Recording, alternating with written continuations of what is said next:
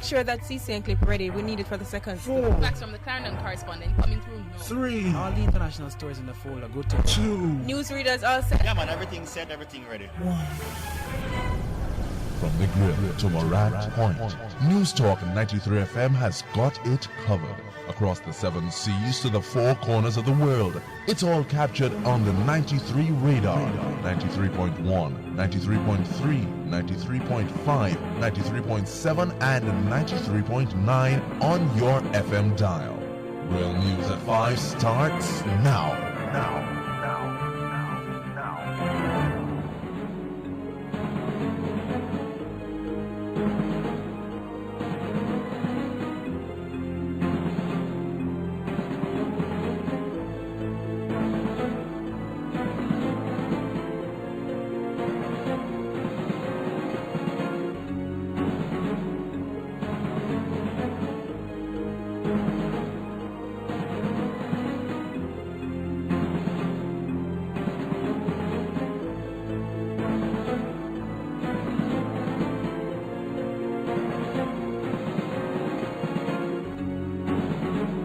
Afternoon time for the 5 o'clock news roundup here on News Talk 93 FM. I'm Errol Lee. And I'm Andre Bernard. Coming up in this newscast, Member of Parliament Mike Henry calls for reparation talks with the British Prime Minister. PIOJ reports that almost 100,000 Jamaicans migrated to the US, Canada and the UK between 2010 and 2013. Education Minister revokes appointment of Chairman of the Prickly Pole Primary School Board. And Jamaica Labour Party to have a long-delayed selection of candidate for West Central St. Catherine this Saturday.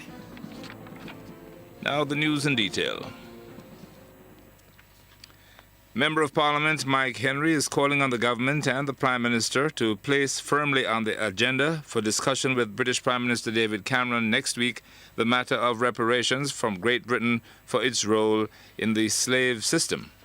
If we allow this, as I called what I would consider throwing egg in our face in the Parliament, remember too, it was colonial masters who gave us the structure of the democratic parliament we're supposed to have. For them, and as descendant of a slave owner listed by his own country, to be able to come now, to be able to speak to me in parliament, who have fought 20 years for this issue, right? When I'm at the moment on the brink of poverty and suffering, right? When you created your own economic wealth, and when we have 3 of our national heroes who are martyrs, right? I cry shame on anyone who is in Parliament to hear that or is not on the agenda. So let's be polite, let's be brave, let's be bold, let us have and respect each other. The demand that the respect for the country must demand through its government is that the Prime Minister is willing to discuss that matter, Prime Minister to Prime Minister, in respect of where we go.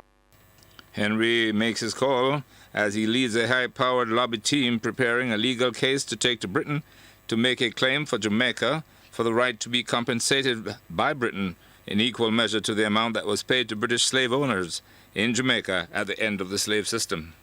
I've carried the fight started from the Rastafarians through the very legal mind to discover that we had never ever made a political decision on this. That I led a private member's motion for 20 years, ultimately ensuring that we got a vote of Parliament that we are entitled to claim. That is what I'm pursuing now and preparing a legal case to go to England. Henry says the Jamaican Parliament has already passed a motion for reparations to be sought from Britain, and so the subject must, as a matter of principle at the national level, be raised with David Cameron when he visits Jamaica. Aren't we going to be insulted if the highest law-making body of our land debates a matter and votes on the matter, okay? Yes. And we are asked to rally around issues which are important to our welfare. If after we have done that, our guest coming here refuses to even address the matter of saying we can discuss it, I mean, that will be an insult to every Jamaican, every voter. What has held this back up until now is that we have never taken a political decision by our Parliament. And having taken that, it also frees us to go to the International Court of Justice. So my first step of preparing a case which will be taken to the British courts, right, which the legal luminaries who are framing it are clarifying right now, and we're in talk with an overseas legal firm. The basic point is, what is it? The only thing we have to fear is fear itself. Member of Parliament Mike Henry, he says the situation is even more sensitive as history has revealed that the British Prime Minister's ancestors actually owned slaves in the Caribbean centuries ago. He says this makes it unacceptable for the subject not to be officially raised during Mr. Cameron's official visit. According to the latest data on migration trends from the Migration Policy Project Unit at the Planning Institute of Jamaica, PIOJ, just under 100,000 just under 100,000 Jamaicans migrated to the United States, Canada and the United Kingdom from 2010 to 2013.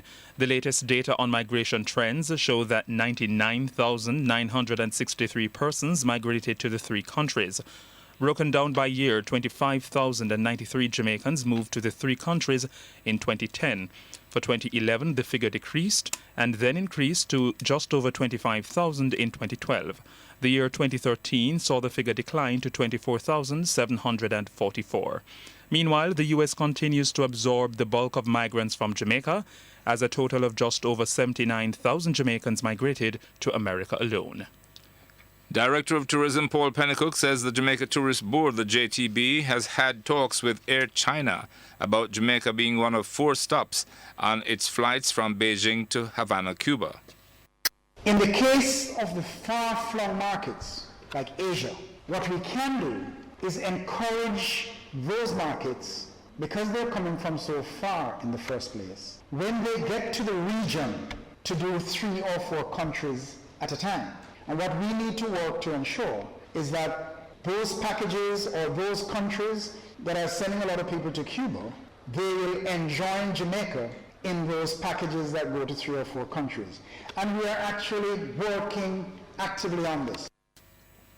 Pennycook says the JTB has also engaged other tour and travel operators in Asian markets to sell Jamaica as part of multi-destination packages in the Caribbean. We are actually in a unique position to benefit from that, in that we're one of the few countries that are right up here in the Western Caribbean. And so I think we will see a number of packages like that, not only from Asia, but I chose to give you that example because that's very current, and I was just there 3-4 weeks ago. Director of Tourism Paul Pennycook. Air China will be launching 3 weekly flights that will make a stop in Montreal, Canada, and then continue to its final destination in Havana, Cuba, from its Beijing hub starting later this month. Pennycook was addressing tourism players attending the Jamaica Product Exchange, JPEX, trade show in St. James yesterday. Founder of Hear the Children's Cry, Betty Ann Blaine, says someone must take responsibility for the death of the 11-year-old student who died on her way to a political demonstration last week. The student, Akeelia Lewis, who attended the Prickly Pole Primary School in St. Anne, died under conflicting circumstances, where it is alleged that residents who organized a political protest disrupted classes and coerced the children to join the protest. I had never heard or seen that in my life. Going crazy in this country. That is the word, let me tell you, that is lunacy. I had never heard anything like that. Somebody or some persons must take responsibility for the child's death. Must. And we as advocates and the rest of Jamaica must stand up and say, look here now, somebody has to be held accountable. Blaine says the matter has nothing to do with whether or not the child was ill, but rather the fact that the school gave permission for children to board a bus to participate in a political demonstration. I heard the board chairman, I saw it at the press conference that they had yesterday. She doesn't want to take responsibility, obviously the board doesn't, but somebody at that school is going to have to take responsibility for those children getting on the bus to go for a demonstration. It has nothing to do with whether she had a heart condition, which is what I read, or whether she was prone to whatever. That's not the point. You have to ask the question, how in the name of Jehovah could any school, any board, any principal, anybody give permission to little children to go on a bus for, look here, this is really serious. She says even though it is not the first time that children have attended political demonstrations, this one is cause for concern, especially based on the involvement of the school. Not in the way that this happened. People oftentimes would take their children to a rally. We've seen this for generations. I remember even as a little girl that my mother and father would take me to a political rally. But this is not what this is. In my 32 years as a children's advocate, I had never heard of a case where a bus, probably a rented bus, goes to a school, not just a school, a primary and infant, so those are the youngest ones, goes to a school, takes children out of the school during school time to a demonstration, a political demonstration. Voice there of founder of Hear the Children's Cry, Betty Ann Blaine. She was speaking on First Start this morning with hosts Dr. Imani Tafari Ama and Sharon Hay Webster. Meanwhile, Education Minister Ronald Thwaites has terminated the appointment of Vinnet Rob Odman as chairman of the Prickly Pole Primary School in Claremont St. Anne, effective immediately. In a letter, Minister Thwaites advised Mrs. Rob Odman that he was satisfied that she was, quote, part of a group who disrupted classes at the school and further participated in a demonstration where students from the Prickly Pole School took part, unquote. That incident took place last week Friday. Minister Thwaites noted that these actions were contrary to the high standards of superintendence required of a school board chairman. In terminating Rob Odman's appointment, Minister Thwaites consulted with the National Council on Education, which had formally nominated her as chairman. This is in accordance with the provision of Section 78.3 of the Education Code of Regulations 1980. 2 people were killed and 3 wounded in Salt Spring, St. James between last night and this morning. Dead are a 41-year-old mason of Lammy Lane and 18-year-old shopkeeper Joseph Whitaker, also called TK of Repasture, both in Salt Spring. In the latest incident at about 10:15 this morning, residents heard explosions coming from a section of Lammy Lane. The police were called and the body of the 41-year-old mason was found with multiple gunshot wounds. Meanwhile, Whitaker was killed during an alleged shootout between gunmen in the community at about 10:30 last night. Investigators say the police were summoned, and upon arrival at the scene, 4 men were found suffering from gunshot wounds. They were rushed to hospital where Whitaker was pronounced dead and the others admitted in critical condition. Dr. Lloyd Brooks, who is charged with procuring abortion, today had his bail extended when he appeared in the corporate area RM court. He is to return to court on November 18. Brooks's bail was extended after the court was informed that the file was incomplete.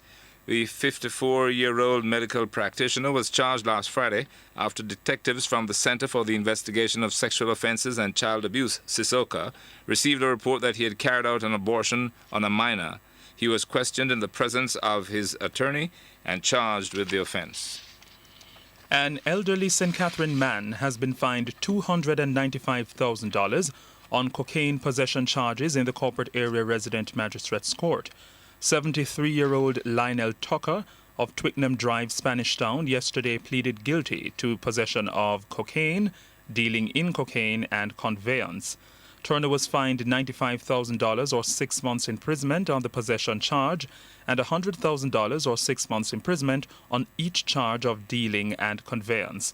The police had reported that on Monday night a police team was on operation in Drewsland, Kingston 11, when a Honda CR-V motorcar was searched and a plastic bag containing 1 parcel of cocaine was found. The police say Turner was arrested and charged in connection with the seizure. The police say the cocaine is valued at approximately $498,000. You're listening to news on News Talk 93 FM. It's 14 minutes after 5. The Jamaica Labour Party, the JLP, is to have the long-delayed selection of a candidate for West Central St. Catherine this Saturday. The seat has been mired in controversy for the past 3 months following the decision of Dr. Kenneth Baugh, long-time Member of Parliament, not to seek re-election. In July, the JLP Secretariat discontinued the selection process that would have determined the caretaker for the seat. Since then, party supporters and delegates have continued to express frustration over the delay. Former Senator Dr. Christopher Tufton, Attorney-at-Law Kent Gammon, and Councillor Devon Wint have all expressed interest in vying for the post. However, JLP General Secretary Dr. Horace Chang has confirmed that Gammon has since dropped out. Dr. Chang says all is in place for Saturday's vote. He says there are about 500 people eligible to vote, and they represent a good cross-section of voters in the constituency. In the meantime, the selection for North East St. Catherine is also set for this Saturday. Former PNP MP Sharon Hay Webster is vying against JLP Deputy Treasurer Leslie Campbell. The JLP has said it hopes all its candidates for the general elections will be in place by September 27.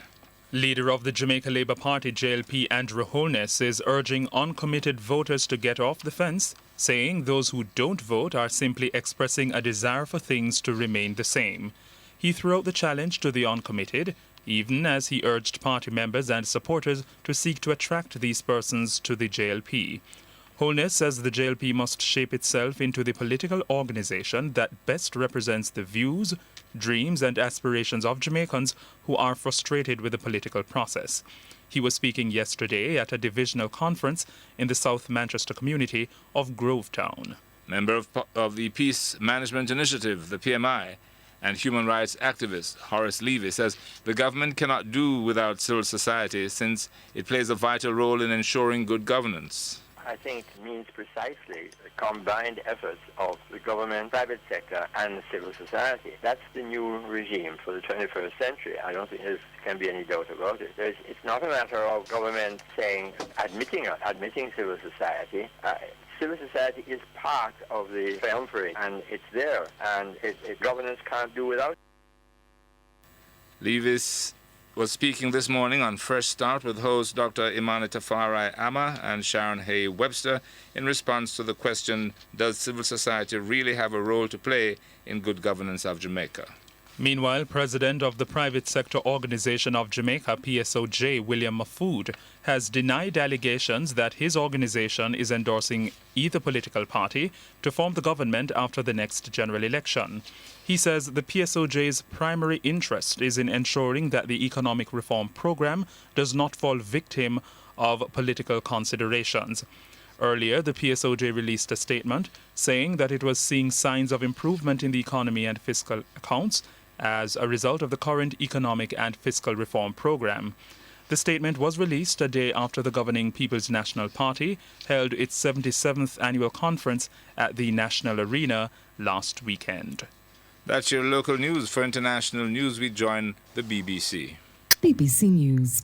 Volkswagen's chief executive Martin Winterkorn has resigned as the scandal deepens over the company's fixing of vehicle pollution tests. In his resignation statement, he said Volkswagen needed a fresh start. German prosecutors have begun criminal inquiries into the actions of VW employees. 2 Al Jazeera TV journalists have been released from prison in Egypt after being pardoned by President Abdel Fattah al-Sisi. Mohamed Fahmy, a Canadian citizen, and Bacher Mohamed, who is Egyptian, were among 100 prisoners freed. Their colleague, Peter Gresta, has already been deported to Australia. The President of the European Council, Donald Tusk, has urged EU member states to end the cycle of mutual recriminations and take action, as deep divisions remain over how to handle the continuing influx of migrants. His comment came ahead of an EU leaders' summit in Brussels to discuss the growing crisis. Pope Francis has told US bishops to ensure that the sex abuse scandal that has rocked the Catholic Church is never repeated. The Pope made the comments in an address to the bishops on his first visit to the United States. Earlier, he appealed for further action on climate change, describing it as a critical moment in history. Clashes have broken out between Palestinian youths and Israeli forces in the city of Hebron in the occupied West Bank. The tension followed the funeral of an 18-year-old student shot and killed by Israeli troops at a checkpoint on Tuesday. They say she ignored an order to halt and tried to stab one of them. But a Palestinian witness says that's not true. The interim president of Burkina Faso, Michel Kafando, who was taken hostage in a military coup a week ago, has been officially reinstated. The ceremony, which marked the return to civilian rule, took place in the capital Ouagadougou in the presence of several African heads of state. BBC News.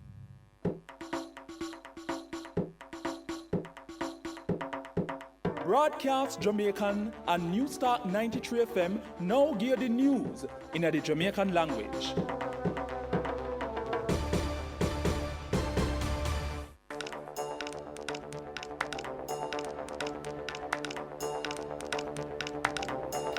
Good evening. My name is Kadeen Marshall, and this are the news in the Jamaican language. Member of Parliament Mike Henry called upon the government and the Prime Minister for talk to England Prime Minister David Cameron about the role where him country play in slavery and how the country can get back some money from him country. Mike Henry and some lawyer prepare one case for carry England where Jamaica must get the same amount of money what the British slave owner them being get when slavery being done. 2 people dead and 3 people get shot and hurt in a Salt Spring St. James between last night and this morning. Dead a 41 years old Mason were coming from Lammy Lane and 18 years old Joseph Whitaker were one shopkeeper. 2 of them come from Salt Spring. As according to the report, around 10:15 this morning, some people in the community hear some gunshot and call the police. When the police come, them find Mason body full of gunshot. But the police say Whitaker dead in a one shootout with some gunman in the community last night. The police say one of the 3 men them will get shot too, being in the shootout.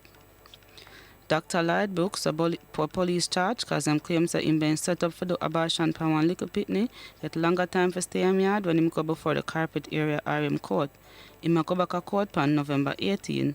This go on cause the judge here said the police not done looking at the case.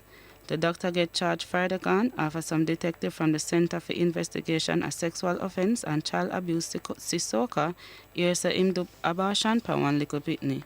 The police asked him some question in front of him lawyer and charged him. News from the rest of the Caribbean. Jepta Ince, where the Barbados Parliament Secretary in the Ministry for Finance, has said the Caribbean country them must work together for the development of all of the country them. In being attacked this morning at the United Nations Multi-Country Sustainable Development Workshop, and him say all of the country them have to come together to survive on the global market.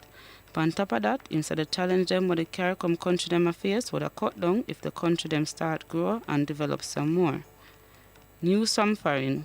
Michel Kafando get back to work as Burkina Faso president 1 week after the military been throw him out.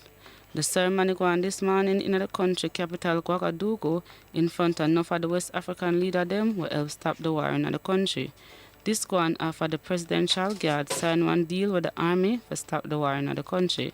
The Presidential Guard them said they must go back in them building and the army must come out of the country capital. Me name Kadeen Marshall and that are the news in the Jamaican language.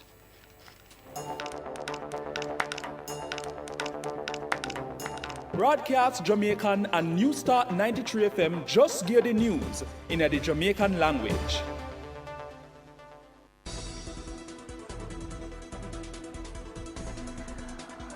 The 5 o'clock Sports Roundup is brought to you by Newstalk 93 FM, life-changing radio.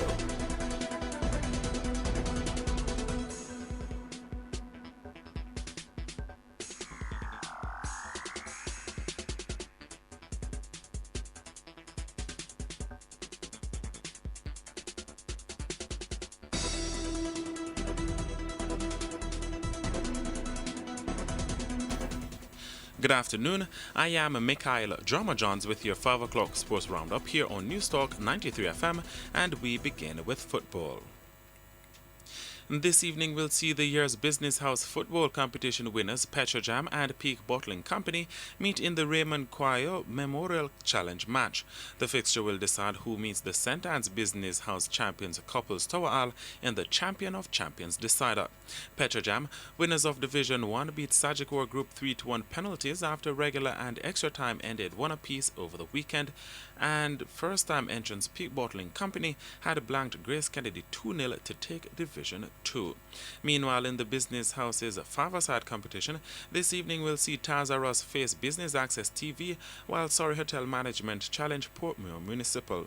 The matches will be contested at 6:30 p.m. at the National Water Commission NWC playfield in Mona.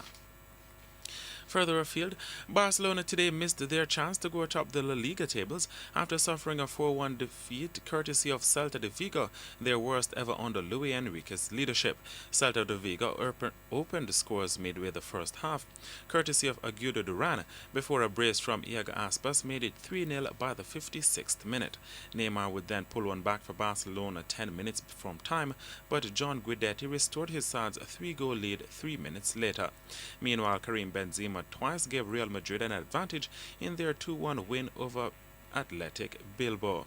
In other games, Levant and Eibar played to a 2-all stalemate. Rayo Vallecano clipped Sporting de Gijón 2-1. Bottom dwellers Sevilla fell 2-0 to Las Palmas, and Villarreal edged Malaga 1-0.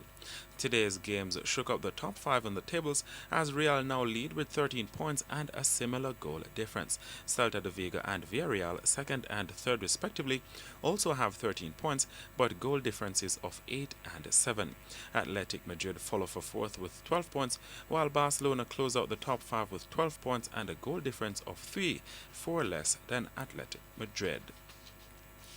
More football. Liverpool had to go to penalties today versus Carlisle United to advance to the fourth round of the League Cup after regular and extra time ended 1 apiece. Both goals were early, with Danny Ings netting the opener in the 23rd minute but being cancelled almost 10 minutes later by Derek Asamoah. The penalty shootout saw the Reds advance 3-2. Meanwhile, Arsenal gifted Tottenham an own goal in their meeting, the Gunners advancing 2-1. The day's biggest winner, Southampton, got braces from J. Rodriguez, Sadio Mane and Shane Long as they thrashed MK Donsk 6-0. Manchester United blanked Ipswich 3-0 and Chelsea beat Walsall 4-1 and Crystal Palace beat Charlton by a similar 4-1 scoreline, with Duarte Gale walking away with a hat-trick. Bayern Munich remain atop the tables in the German Bundesliga after Borussia Dortmund's club record 11-game win streak was broken today by hosts Hoffenheim. The match ended 1 apiece, with Dortmund having trailed heading into the break. They now lie 2 points behind Bayern. And now we move on to cricket. Samit Patel has won a recall for England for the first time in nearly 3 years. This follows Safar Ansari's being ruled unfit for the upcoming series against Pakistan in the United Arab Emirates due to a hand injury. Ansari's selection was to mark his England debut series. Patel becomes the third spin bowling all-rounder in the tour party as he joins Moeen Ali and Adil Rashid. He is a matching replacement for Ansari, being a batsman with the ability to bowl slow left arm. And finally, in tennis, Belgium have confirmed that the 2015 Davis Cup final against Great Britain will be held indoors on clay in Ghent. Britain have reached their first Davis Cup final since 1978 after beating Australia in the semi-final. However, the decision to play the final on clay on November 27 to 29 could mean Murray will miss out. Currently world number 3, he says he would need time to adjust from hard court to clay. And that's it for the 5 o'clock sports roundup here on Newstalk 93 FM. I am Mikhail Drama Johns saying stay tuned for the business news and weather report.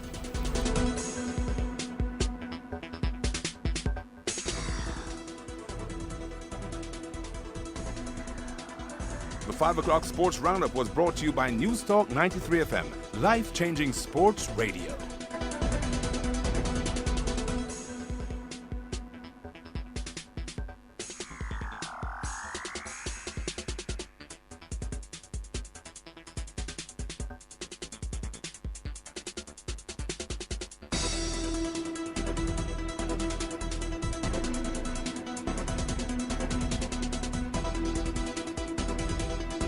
At 28 minutes after 5, business news. And Petrojam has announced a 70-cent increase in the billing prices for gasoline effective tomorrow. E1087 will be sold for $102.59 per liter, while E1090 will go for $104.24 per liter. Automotive diesel goes down by 12 cents per liter to sell for $94.21. Ultra-low sulfur diesel will be sold for $102.30, down 82 cents per liter. Kerosene goes down by 62 cents per liter to $90.67. Propane will be sold for $34.91, an increase of 41 cents. And butane will go down by 77 cents to sell for $39.42 per liter. Of course, the marketing companies and retailers will add their various markups. And on the local stock market, the index advanced by 148.80 points to close at 95,738.02. The junior market index advanced by 0.15 points to close at 950.48. Overall market activity resulted from trading in 20 stocks, of which 8 advanced, 4 declined, and 8 traded firm. Market volume amounted to over 3 million units, valued at over $44 million. Scotia Group was the volume leader. Stocks advancing: Carib Cement, Carreras, D&G, Producers, Lime, Pan Jamaican Investment, and Scotia Investments. Stocks declining: JMMB 8.75%, JMMB Group, NCB, and Scotia Group. And on the foreign exchange market, the US dollar closed at $118.82, the pound at $182.71, the Canadian at $88.80, and the euro at $132.29. That's business news. And now for a look at the weather. There's a trough across the island. This trough is expected to remain across Jamaica for the next 3 days. For tonight, it will be mainly fair. To end the news, the main points. Member of Parliament Mike Henry calls for reparation talks to be introduced when the British Prime Minister visits next week. PIOJ reports that almost 100,000 Jamaicans migrated to the US, Canada, and the UK between 2010 and 2013. Education Minister Ronald Thwaites revokes the appointment of the chairman of the Prickly Pole Primary School. And JLP to have long-delayed selection of candidate for West Central St. Catherine this Saturday. That's your 5 o'clock news roundup here on Newstalk 93 FM. I'm Errol Lee. And I am Andre Bernard. The evening edition is next.